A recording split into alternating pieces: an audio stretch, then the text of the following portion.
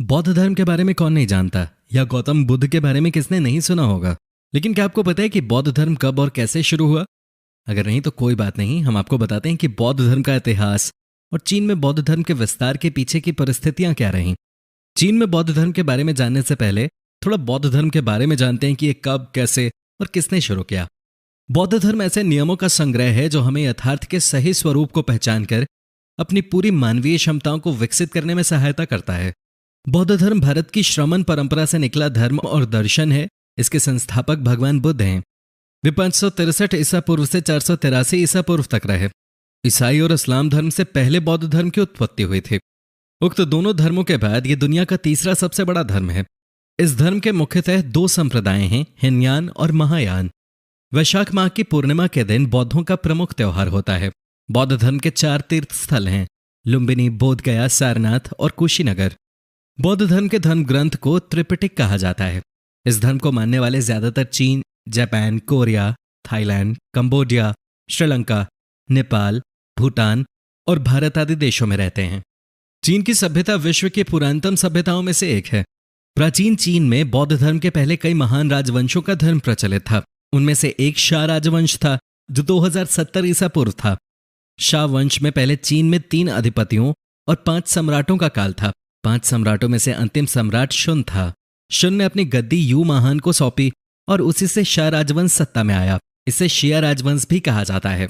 जिसके बाद शांग राजवंश का दौर आया जो 1600 ईसा पूर्व से 1046 ईसा पूर्व तक चला। शांग राजवंश के बाद चीन में झोउ राजवंश सत्ता में आया। चीन में झोउ राजवंश का काल लंबे समय तक चला।